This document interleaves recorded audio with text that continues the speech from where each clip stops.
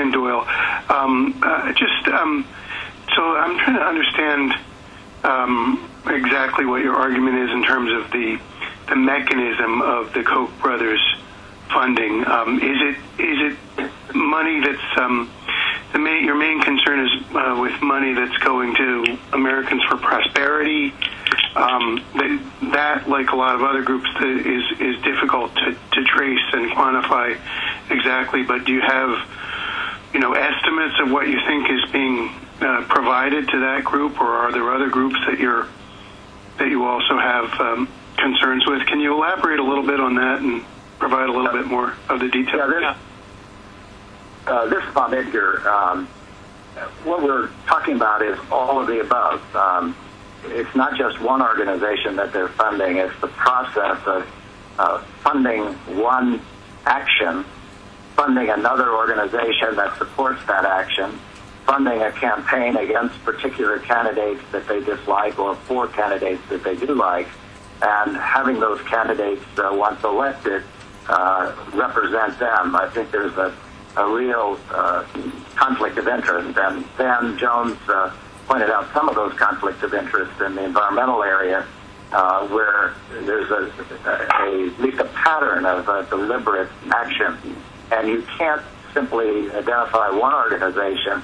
You got to recognize it's the Cato Institute that they founded, it's Liberty Central that they helped to fund, it's a number of other organizations, and what we're just doing is we're shining light on these two individuals who have amassed a great amount of wealth and have piled it in over many years to ultra-conservative political processes.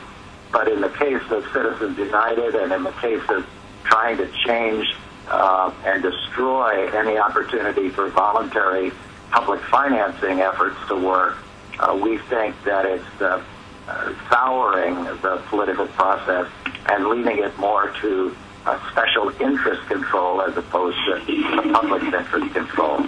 Bob Reich, do you want to add a comment to that? Yes, I think ultimately all of this makes it far more difficult for average people to be heard. If we weren't in a situation in which so much of the nation's vast fortunes were concentrated in so few hands, if we weren't in a situation in which the Supreme Court had basically opened the floodgates to any amount of money by corporations and rich individuals into corporations, and were we not in this bizarre era in which all of this is secret, the effects and dangers to our democracy would be far less. But we are now approaching a situation in which we're close to being back to the late 1900s, the late 19th century, in which the lackeys for the robber barons would put bundles of cash on the desks of legislators. We're not there yet, but we're certainly moving rapidly in that direction. If I could follow up, go ahead. I guess my point is that I'm trying to understand if your argument is that the Koch brothers and the groups that they fund are doing something differently from a lot of. There's a lot of groups that are funded by a lot of different people, and often, by wealthy people who can afford to make donations to nonprofit groups and political groups. Is there something that they're doing that's different, or is there a solution that you're proposing for all of these groups in terms of disclosure and in terms of more openness in how they operate? Great question. Let me ask Lee to respond. Yeah, and if you look at thinkprogress.org later today, I have more details about the Koch meeting this weekend, how it is unique, and more details about the last meeting in June of last year. Ken Vogel, who asked a question earlier, had a pretty good article this morning, but we'll be adding to that about some of their strategy, some of their the way they're funding some of these groups. And it should be noted that. But is it different from what other people do, or is it really part of a bigger issue in terms of how politics is run? This is Bob Edgar. One piece of its difference is It's not millions of dollars; it's billions of dollars available to them. It's the size of their reach. A few years ago, there was an analysis done of how much the radical right has invested in trying to shape policy versus all of the progressive liberal organizations, and the difference in volume and amounts of resources is very different. That's number one.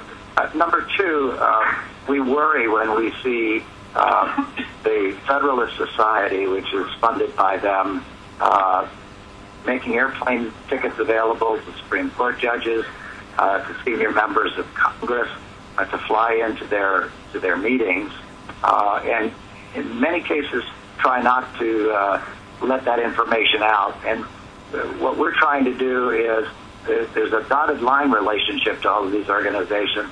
We're trying to fill in those dotted lines so that there's more transparency.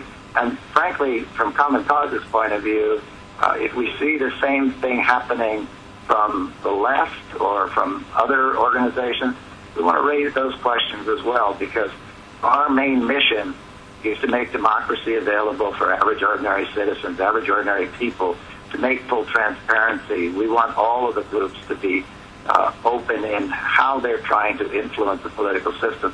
When I served in the United States Congress for 12 years, the special interests used to come with their talking point, and when they didn't like the way you voted, they didn't bother you. They went out and tried to find someone to run against you and use political action committees and reasonable resources to find somebody to defeat you.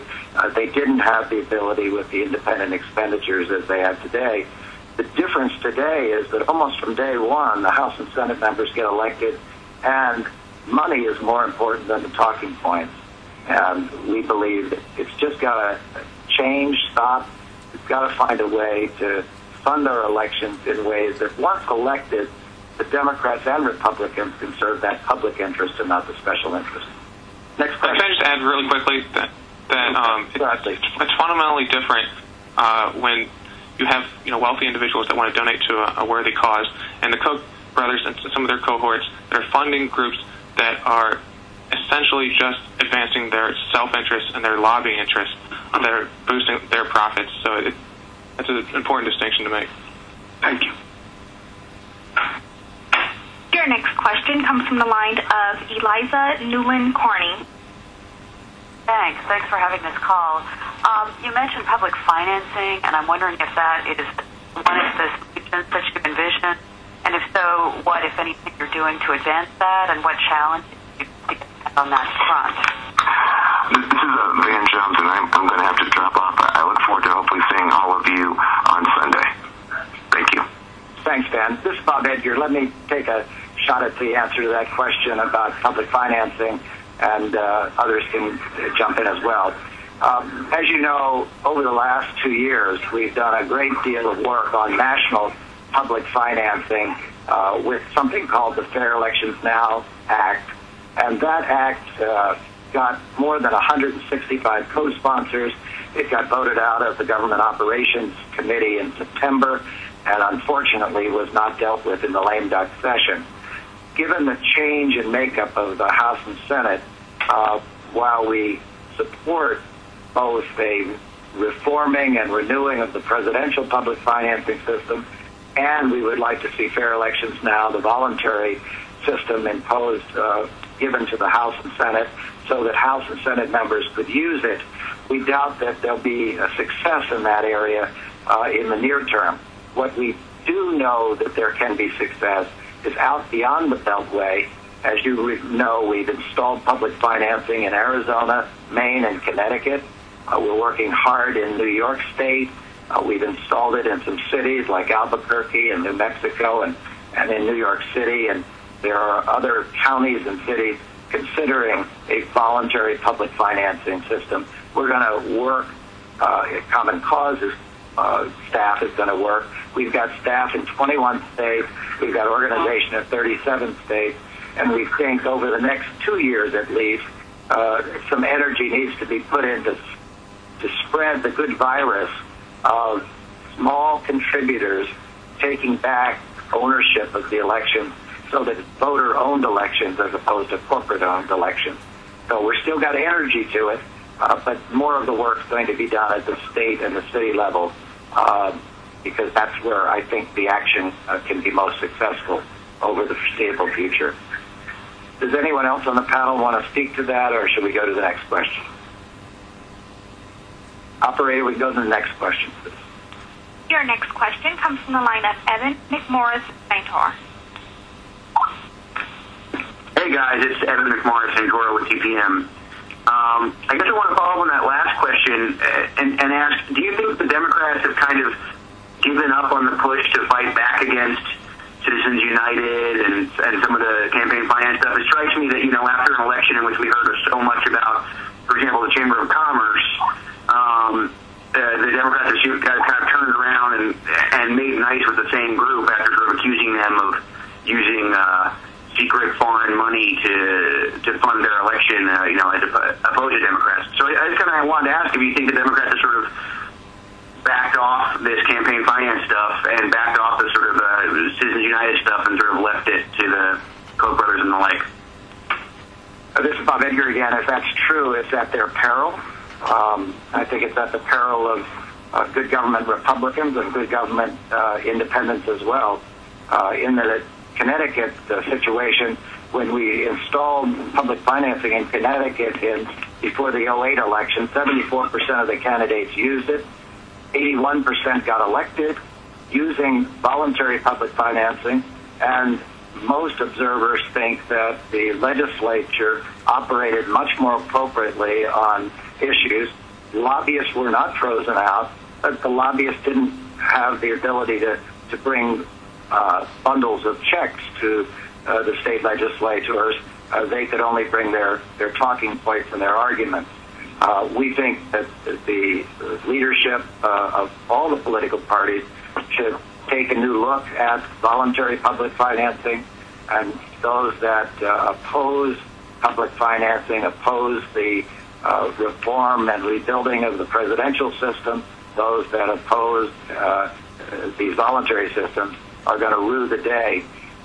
Remember that McCain used the presidential public financing system, even though it was broken 2 years ago or 3 years ago, and we have been arguing that the Democrats and the administration need to join forces with those moderate Republicans to rebuild both the presidential system and spread the system across the country, so that candidates who have either personal wealth